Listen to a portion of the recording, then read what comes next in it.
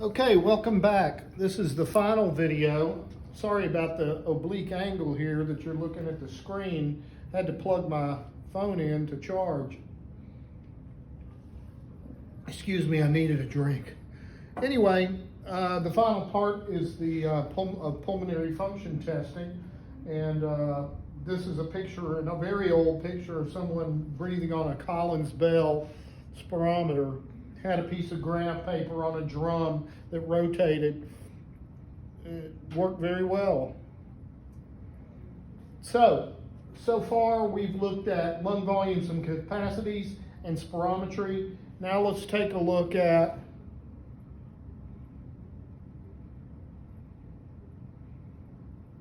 FRC determination.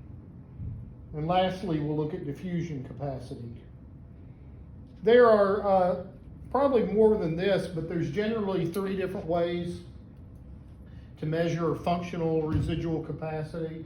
And that is through helium dilution, which we're going to talk about in depth, nitrogen washout, which we'll mention but not really talk too much about, and then body box, which we'll also mention as a way to measure FRC. What is FRC? FRC is a resting point. If the doctor asks you to stop breathing because he wants to listen to your heart, you go to a point of rest. That is, FRC is the amount of air left in your lungs at that point of rest. It's where the forces of elastic recoil of your lungs and the force of pushing the muscular effort of pulling the chest outward are at equilibrium.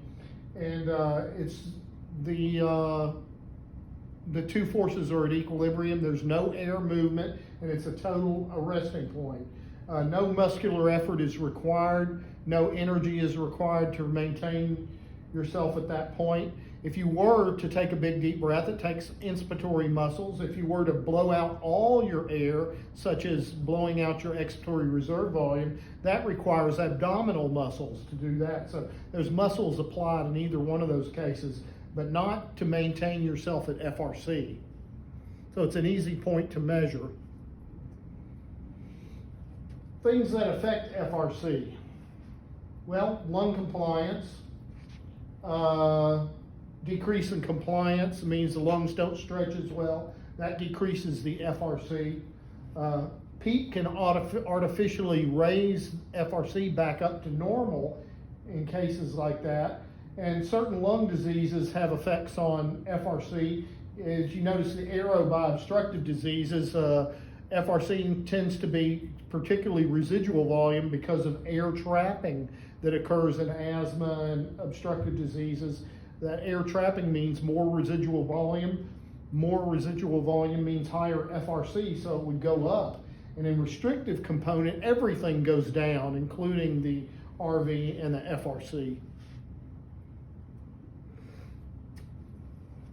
For example, let's take a patient who has asbestosis, which is a chronic restrictive lung disease caused by asbestos. His compliance is 35, which is poor. How would his FRC be affected? Well, if you go by what we just said, it would go down. FRC would go down in a patient like that. So you expect to measure lower. FRC is the amount of air left in the lungs at the end of a normal expiration, as I said. If the lung doesn't stretch easily, it's low compliance. Again, lung compliance reduces the amount of air left in the lungs at the end of a normal expiration, meaning you have a low FRC.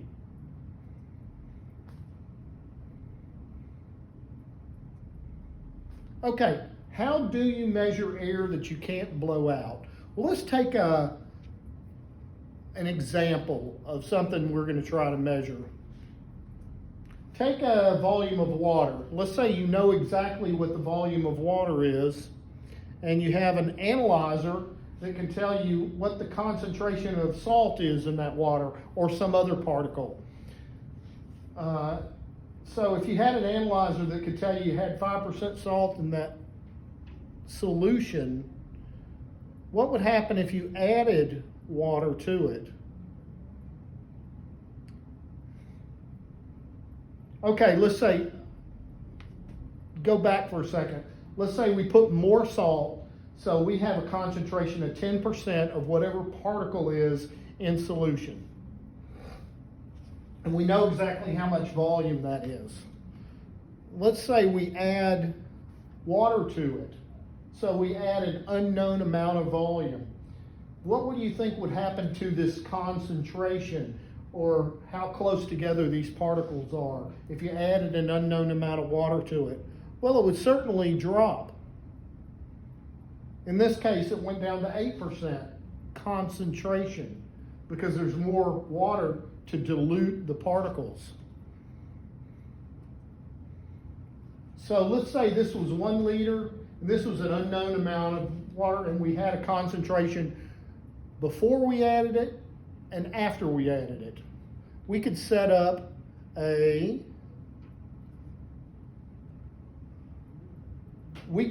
formula, a ratio that takes all these. Really, there's only one unknown. The unknown is the amount of water we added.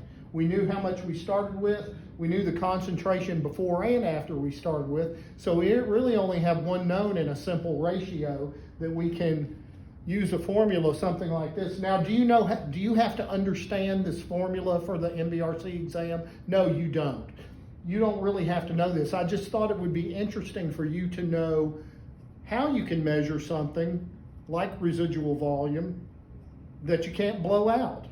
And you do it by using, let's just skip by this. Again, this just says the change in concentration. Knowing the change in concentration before and after, and the volume before, you can solve for the volume after. How does this apply to FRC? Okay, imagine a PFT spirometer filled with an air-helium mixture. There's no helium in the lungs already. So if a patient breathes on the mixture, the concentration of helium in the spirometer becomes diluted by air in the lungs, right? Just like in the example.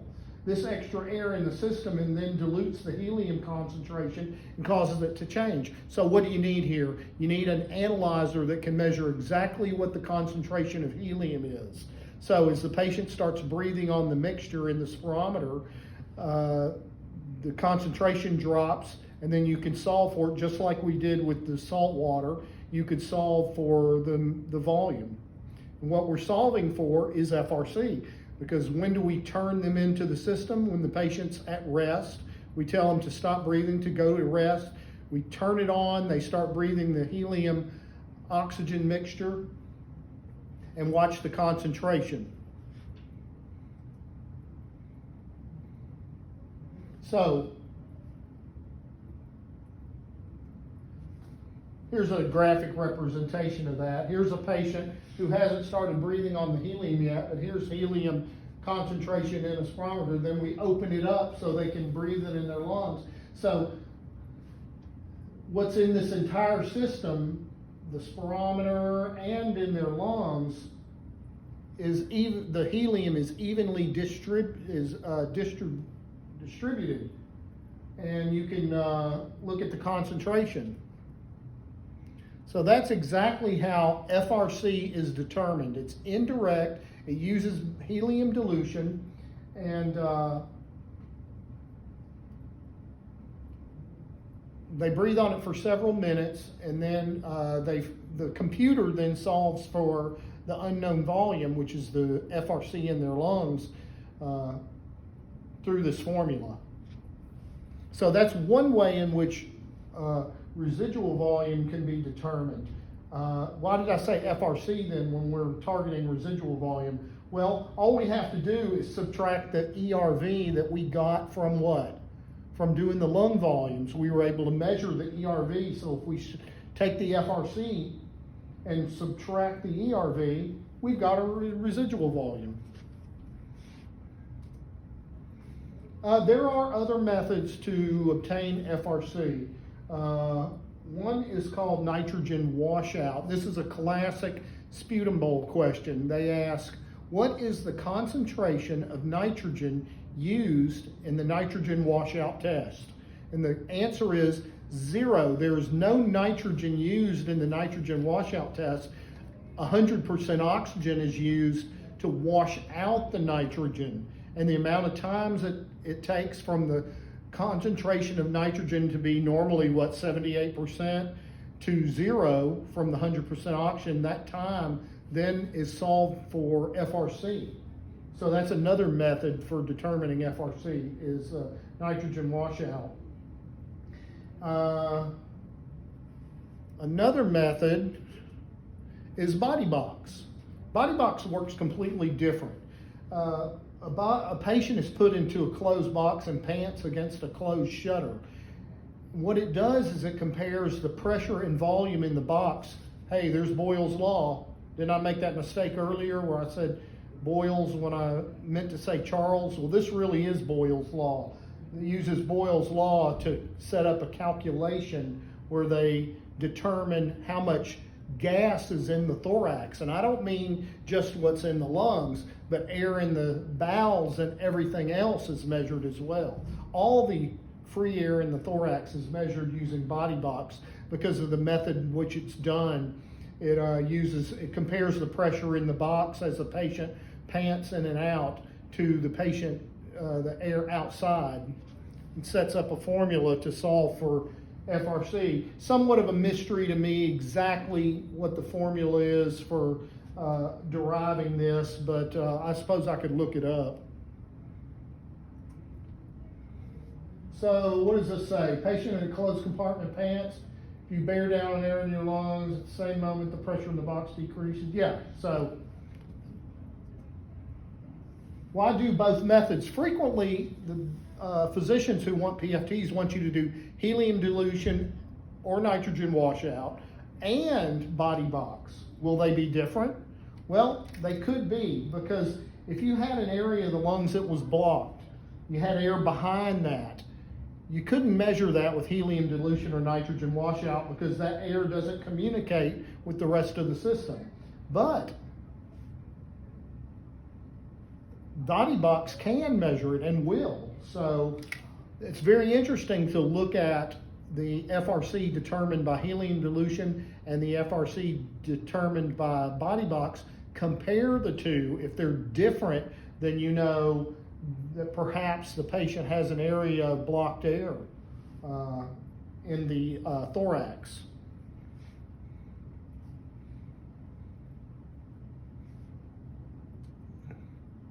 What does it mean? Or how do we interpret changes in FRC? So FRC is generally increased in obstructive diseases due to air trapping. FRC is generally decreased in restricted diseases and in low compliance states. It's important to look at the total lung capacity to residual volume ratio to help with that classification. So you can always take the residual volume, divide by the lung capacity, and get a ratio and see what that is in different cases, whether it be obstructive, restrictive, or combined. Okay, one more test to look at, and that's DLCO, or diffusion capacity. Diffusion capacity, how does that work? DLCO stands for diffusion capacity for carbon monoxide. You're about to say, hey, wait a minute, isn't carbon monoxide a poisonous gas that we want to stay away from? And you would be absolutely correct, it is. But we're using a very, very small concentration of it, 0.3 to 0.5%. Probably less than you would get from breathing the air pollution in Dallas-Fort Worth. Carbon monoxide diffuses into the blood very quickly. In other words, we learned when we talked about CO poisoning that hemoglobin actually prefers carbon monoxide to oxygen. And so carbon monoxide will actually diffuse and get a hold of hemoglobin faster than oxygen will. So it's that diffusion rate or speed at which the diffusion occurs that we're looking at to determine how good is the diffusion in the lungs.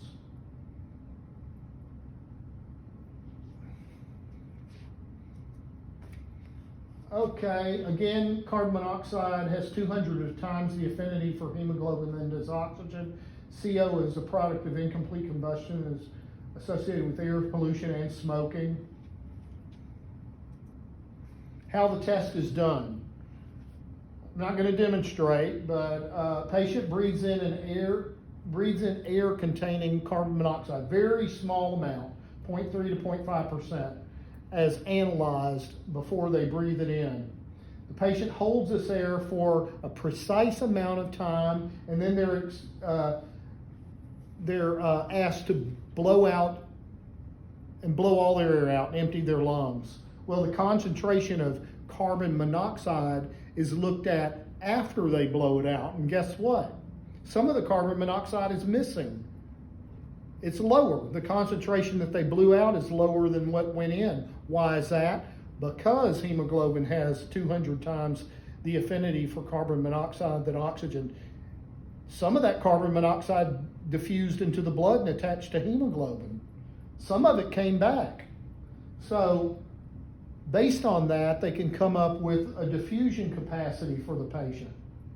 So how much CO is missing is directly proportional to the diffusion capacity of the patient's lungs. Once again, patient is, we look at predicted for that patient, what's predicted for their age, height, sex, race, and compare it to what they actually got so we can get a percent of predicted. And generally, high percent of predicted is normal, low percent of predicted, just like with everything, is bad.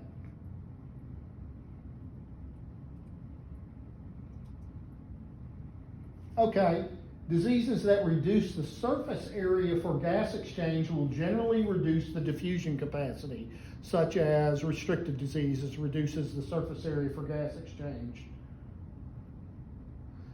Many diseases will do this. Many diseases will reduce the DLCO. However, some early obstructive diseases may actually increase the DLCO. But it's a good thing to know where they stand. And that is the end of my PFT lecture. I hope you enjoyed it, and I hope you get something out of it. You can always email me if you have questions. It's david.gibson@medicalcityhealth.com. Again, david.gibson@medicalcityhealth.com. See you next time. Bye-bye.